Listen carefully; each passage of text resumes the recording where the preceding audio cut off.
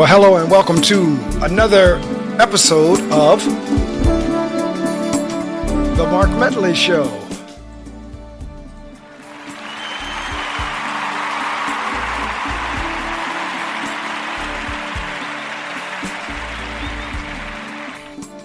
And if you don't know who you're listening to, this is your host, Mark Medley, coming to you once again in our Mark Medley Show podcast. Always a pleasure to join you and to share with you. And today's episode has to do with a saying called or referenced back in the day. And many times whenever you hear someone say back in the day, they're going back 20, 25, 30, 35, 40, 50 years ago. For some people, for some of our teenagers, they think back in the day as a couple of years ago. But truth be told, back in the day goes back many years. Usually, like I said, a few decades, a couple decades, 20, 30, 35, 40 years or what have you. People will say, I remember something was back in the day.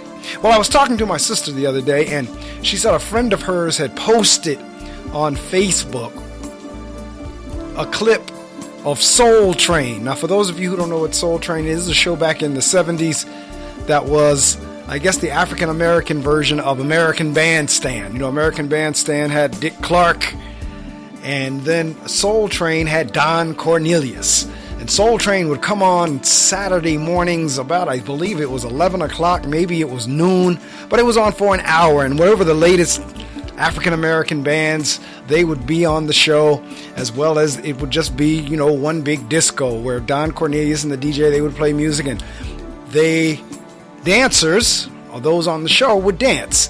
If you all know anything about, many times when you go to weddings or you go to parties, folks will say, let's do a Soul Train line. Well, that's where that came from. Folks or on the show, they formed in two lines, and then the people would meet in the middle, and two dancers would come down in the middle of the two lines that were formed, and that was the Soul Train line. So that was the clip that my sister's friend had on Facebook the other day, was a depiction, or the video was of the folks coming down the Soul Train line. And what he put on the post was, these kids today don't know nothing about dancing like that. And my sister put back on the post, she answered back saying, yes, that was back in the day. So as I was conversating with her, as we were talking, what came to my mind was, I wonder what type of back in the day are children or teenagers who are now children and teenagers 20, 30, 40 years from now, what type of back in the day are they going to be able to refer to? Now, don't get me wrong, each generation declares whatever was going on during their time was the it. So, you know, for whenever my sister and I in the 70s were growing up, according to my mother and father, it was nothing like the 50s. We were talking James Brown and Chuck Berry, Brooke Benton, Sam Cooke. So the 50s and the 60s, that was the back in the day for them. For those that were born before them, the back in the day would have been the 20s or the 30s. So each generation says whatever was going on during their youth, that was the thing. And whoever was coming along behind them didn't know what they were doing, or they didn't know nothing about that. Or as my sister's friend could say, oh, these young people, they don't know anything about that. That's what my parents were saying about me and my sister in the 70s, 60s, and 70s. Oh, you all don't know nothing about that. James Brown, Brooke Benton, you know, Fats Domino, whoever was Chubby Checker, you know, whoever was the group during the 50s and the 60s. But it did cause me to wonder in terms of what will the youth of today be able to refer back to in terms of back in the day. And I say that because everything now, most of the music, unfortunately too much of the music, not all of it, but too much of the music is dealing with negativity and killing, dying and death. Back in the 50s and the 60s, most of the songs were dealing with relationship issues, either falling in love or either falling out of love, making up to break up. You know, the songs were always some type of a ballad or a love song. But sadly, here in 2021 and a few years before this, most of the songs have been about killing and anger and dying and kill this and kill that and my this and my that. So you just kind of wonder, what is it that they're going to be able to refer back to as the, quote, back in the day, unquote. I'm reading this book the other day that really kind of, because I was thinking about doing this podcast a little while and been kind of putting it off, trying to get my thoughts together. And as always, when that happens, something comes along that I can add to the particular episode. So there's this book that I'm reading called You Can Talk to God Like That, The Surprising Power of Lament to Save Your Faith. And the author of the book is Abby Norman. But what Abby gets into in one part of the book, in terms of what I'm talking about, in terms of will the kids have anything to reference in terms of back in the day, as I was reading it, it hit me. There was a piece in there that connects exactly to what I'm talking about. The author says, our world has become increasingly connected as far as information is concerned, and yet we have never felt more alone.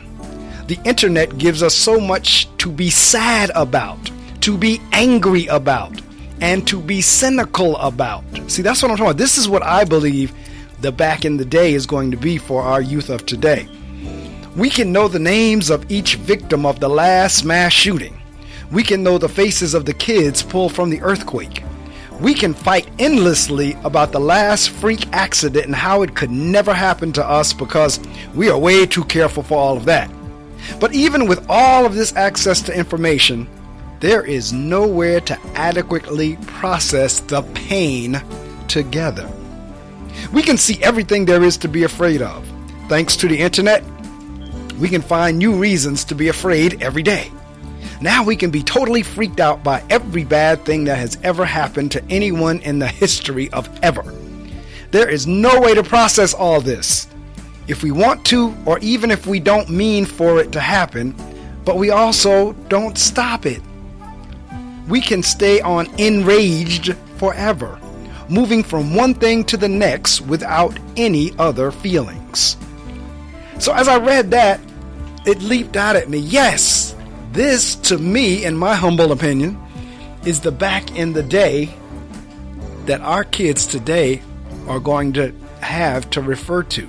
It's going to be a back in the day of anger. It's going to be a back in the day of enragement. It's going to be a back in the day of all these mass shootings. And this is sad. This is a sad commentary of what I'm talking about. You can agree or disagree, but this is the back in the day that our children today are going to have to look back on. Now, that's not to say that nothing good is going on, because it is. However, the general tone, the overall feel, the music, you can tell it in the lyrics in their music. You can tell it in the songs.